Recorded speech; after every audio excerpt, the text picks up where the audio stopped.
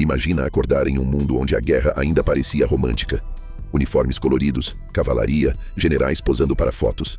Agora imagina que em poucos meses esse mesmo mundo vira um moedor de carne. Metralhadoras cortando filas inteiras, cidades sufocadas por gás, trincheiras cheias de lama e corpos e um mapa do planeta redesenhado na caneta. E tudo isso começou com um estalo. Mas a verdade é que o estalo só acendeu uma bomba que vinha sendo montada há décadas. Eu quis fazer esse vídeo porque muita gente aprende a Primeira Guerra Mundial como uma sequência de datas e nomes difíceis e termina sem entender o principal. Foi ali que a guerra mudou de cara para sempre. O jeito de lutar, o jeito de morrer, o jeito de manipular populações e até o jeito de consertar o mundo depois. Tudo ganhou um padrão que ainda ecoa hoje. Hoje eu vou te mostrar de forma clara e envolvente como a Primeira Guerra virou a engrenagem da Guerra Moderna. Você vai entender por que a Europa virou um barril de pólvora, como um assassinato acionou alianças em cadeia, e por que, depois de 1918, o mundo nunca mais foi o mesmo. Porque a Primeira Guerra não foi só mais uma guerra. Ela envolveu cerca de 30 nações em vários continentes, matou aproximadamente 9 milhões de soldados e 5 milhões de civis, deixou milhões de incapacitados e ainda custou cifras absurdas. Algo como 186 bilhões de dólares de custo direto e mais 150 bilhões de perdas indiretas. Em 4 anos, a humanidade passou por uma aula brutal de destruição em escala industrial. Para não virar uma aula confusa, eu organizei tudo como uma história com começo, meio e fim. Primeiro, você vai enxergar a bomba sendo montada. Depois, o pavio. Em seguida, a explosão. E por último, o que sobrou. Um mundo que jurou que nunca repetiria aquilo. E acabou repetindo. A bomba não surgiu do nada. Seria muito simplista eu começar dizendo: um herdeiro do trono foi assassinado e pronto, estourou a Primeira Guerra. Isso é o pavio. Mas a bomba já estava armada. E essa bomba foi construída lentamente, com rivalidades, alianças, humilhações antigas e medo do futuro. Depois da queda de Napoleão, lá no início do século XIX, as grandes potências tentaram criar uma espécie de freio para evitar outra explosão continental. Prússia, Áustria, França, Rússia e Reino Unido tentaram administrar disputas por diplomacia, como se estivessem mantendo um equilíbrio frágil com as próprias mãos. Esse esforço ficou conhecido como o Sistema do Congresso de Viena, ou o Concerto da Europa. Uma ideia de que os poderosos sentariam à mesa para apagar incêndios antes que virassem guerras. Só que o século XIX não queria ficar quieto. Ideias novas começaram a circular. Liberalismo, nacionalismo, independência de povos e uma vontade crescente de derrubar estruturas antigas. E quando revoltas liberais explodiram em 1848, ficou claro que aquele concerto já não segurava o mundo. E aí vieram as guerras e unificações que mudaram tudo. Conflitos como a Guerra da Crimeia, a Guerra Franco-Prussiana, a unificação da Itália e a unificação da Alemanha provaram uma coisa: a diplomacia não estava mais controlando o jogo. O tabuleiro estava se reorganizando, e isso assusta qualquer império. A Alemanha nasce forte, e o medo cresce junto. Quando a Alemanha se unifica em 1871, ela surge como uma potência industrial e militar enorme, com ambição e com pressa.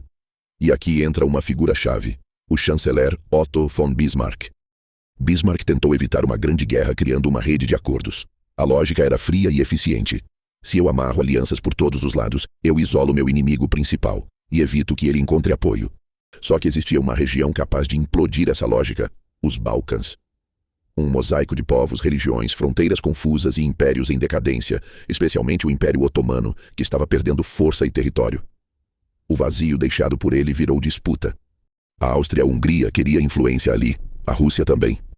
E a Rússia tinha um projeto que parecia nobre, mas era profundamente estratégico: o pan-eslavismo, a ideia de proteger e libertar povos eslavos sob domínio de outros impérios.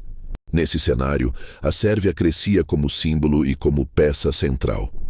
Um país eslavo, cristão ortodoxo, querendo expandir influência em regiões como a Bósnia-Herzegovina, onde viviam muitos eslavos sob domínio austríaco.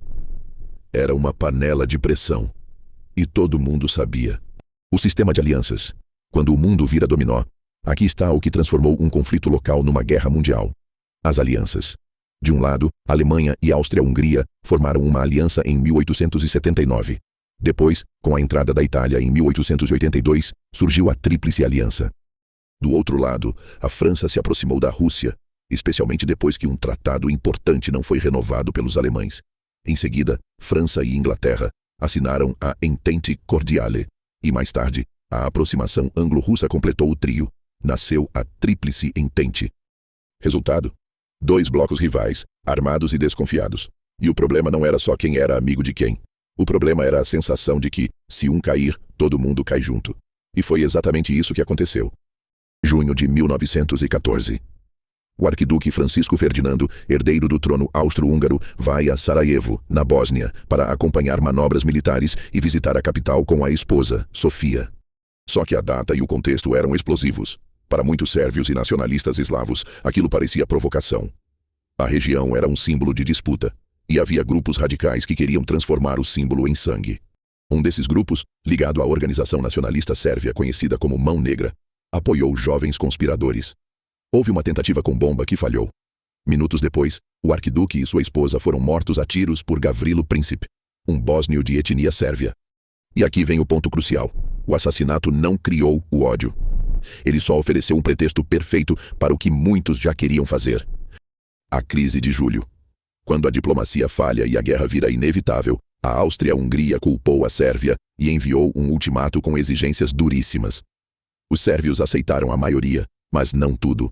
E para Viena, aquilo bastou para a decisão que já estava amadurecendo: guerra. Em 28 de julho de 1914, a Áustria-Hungria declarou guerra à Sérvia. A Rússia, aliada dos sérvios e interessada nos Balcãs, começou mobilização. A Alemanha, aliada da Áustria-Hungria, reagiu. Em poucos dias, os dominós começaram a cair, e então veio a faísca que mudou tudo: o plano alemão para evitar lutar em 2 frentes, a invasão da Bélgica e a entrada da Inglaterra. A Alemanha temia uma guerra simultânea contra a França e Rússia. Então apostou num plano rápido: derrotar a França no oeste, e depois virar toda a força contra os russos, que teoricamente demorariam mais para mobilizar. Mas para isso, a Alemanha decidiu invadir a França pelo norte, atravessando a Bélgica, um país neutro por tratados internacionais. A Bélgica recusou passagem, foi invadida. E como a neutralidade belga era garantida também pelo Reino Unido, a Inglaterra entrou na guerra. Pronto. Aquilo que parecia uma briga balcânica virou um choque continental, e em seguida, mundial. O choque com a realidade, a guerra de movimento morre na lama. No início, ainda existia a ilusão de uma guerra rápida. Só que a resistência belga foi maior que o esperado. Fortificações como as de Liege seguraram avanço. Mesmo com Bruxelas caindo, a corrida alemã não foi um passeio. A França tentou contra-atacar. Houve a chamada Batalha das Fronteiras e o resultado foi devastador. Centenas de milhares de baixas. O combate se espalhou. E então veio um dos momentos mais simbólicos: a primeira Batalha do Marne. Os alemães estavam próximos de Paris, mas um erro de cálculo abriu um flanco. O comando francês aproveitou. O avanço alemão foi contido. A lenda dos táxis de Paris ficou famosa. Veículos usados para transportar soldados. Virou símbolo, mesmo que não tenha sido o fator decisivo. O decisivo foi que a Alemanha não conseguiu aquele golpe rápido. E quando o golpe rápido falha, o mundo entra no modo mais cruel possível: guerra de atrito. A corrida para o mar e o nascimento do pesadelo das trincheiras depois do Marne, ambos os lados tentaram flanquear um ao outro. Essas manobras ficaram conhecidas como a corrida para o mar, porque a linha defensiva foi se estendendo até chegar ao Mar do Norte. E aí, a guerra travou. Trincheiras foram cavadas. A frente ocidental virou uma cicatriz gigantesca. E o que era movimento virou lama, arame farpado, ratos, frio e um tipo de morte repetitiva. Avançar alguns metros custava milhares de vidas. No Natal de 1914, houve até episódios de trégua espontânea em alguns pontos. Soldados saindo para conversar, trocar cigarros, cantar. Os generais odiaram. Aquilo não combinava com a máquina de guerra. E não se repetiu como padrão. Enquanto isso, no leste, Rússia surpreende e a guerra se espalha. No leste, a Rússia se mobilizou mais rápido do que os alemães esperavam e invadiu o território alemão. Houve batalhas enormes como Tannenberg e os Lagos Masurianos, onde os russos sofreram perdas gigantescas. Mesmo assim, a Alemanha não conseguiu eliminar a Rússia da guerra de imediato. No fim de 1914, as frentes estavam travadas. O mundo agora estava preso numa guerra que ninguém sabia como terminar.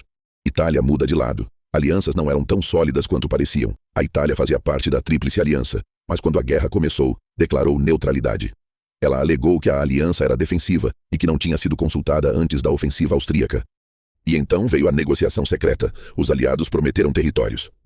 Em 1915, a Itália entrou na guerra ao lado da Entente. O tabuleiro mudava, e cada mudança custava sangue. Verdun, Somme e Ypres, o auge do desgaste humano.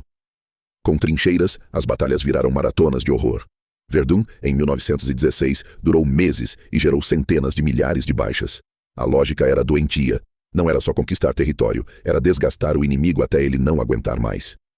No Somme, também em 1916, a carnificina foi tão brutal que o primeiro dia virou um marco de luto, especialmente para os britânicos. Milhares caíram em horas.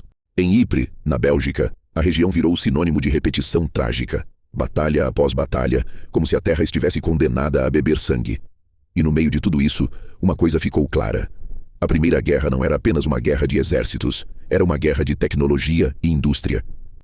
Galípoli e o Império Otomano. Quando abrir uma segunda frente, vira tragédia.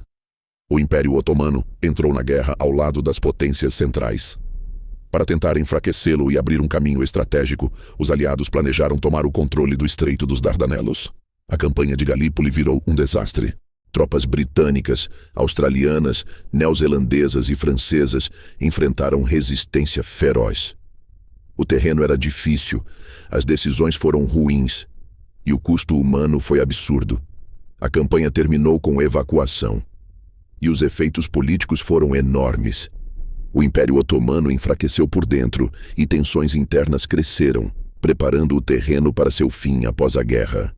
A guerra moderna nasce aqui: telefone, submarinos, aviões e gás. No começo, ainda havia elementos do século XIX. Mas as trincheiras engoliram essas ideias rapidamente. O telefone de campanha acelerou ordens. Submarinos mudaram o mar. Aviões evoluíram de observação para combate e bombardeio. Os uniformes ficaram mais discretos, tons como cinza e caque, e capacetes metálicos entraram em cena. Até a moda herdou algo. O casaco de trincheira, pensado para o frio e a umidade, atravessou o tempo como peça clássica.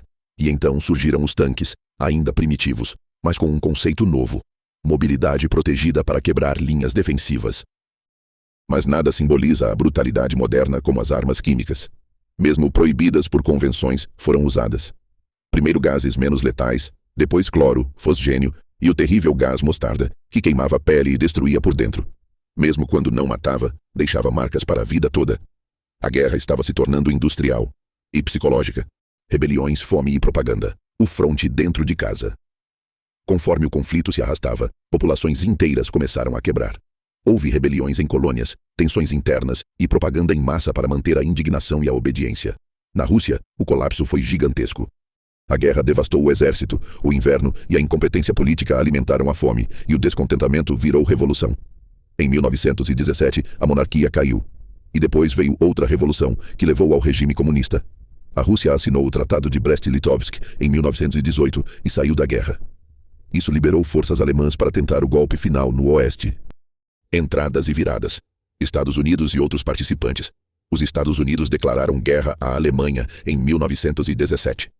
Demoraram para chegar com força total, mas quando chegaram, mudaram o peso do jogo. Houve também voluntários e episódios curiosos, como a famosa história da Batalha das Toninhas, ligada ao Brasil. Um caso que mostra como, naquela época, até identificar um submarino era um desafio enorme.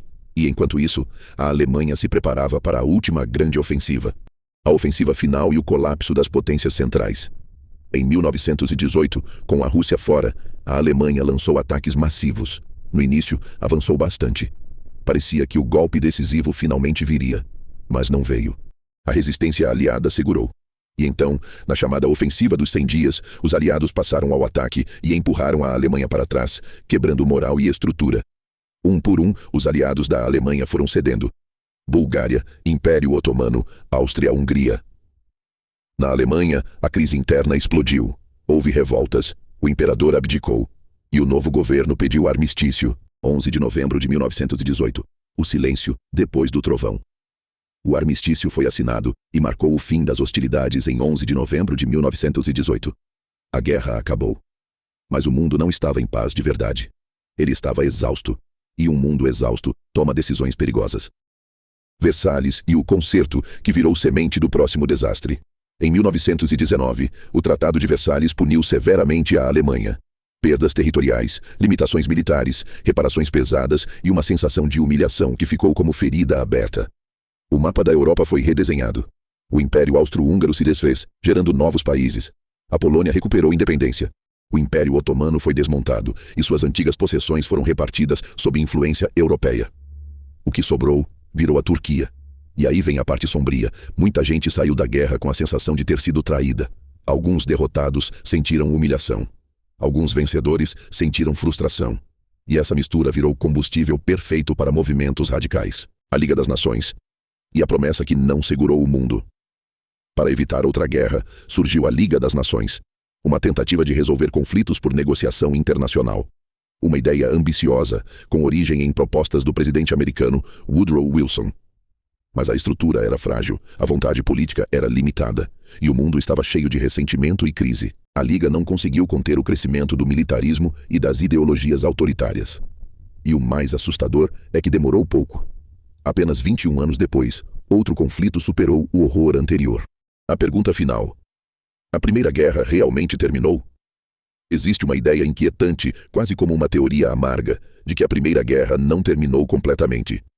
Porque várias fronteiras, tensões, disputas e decisões tomadas ali continuam gerando consequências em diferentes regiões até hoje, como se o armistício tivesse parado os tiros, mas não tivesse desligado a máquina. E é por isso que eu chamo a Primeira Guerra de o conflito que gerou a Guerra Moderna. Não só pelas armas, mas pelo padrão.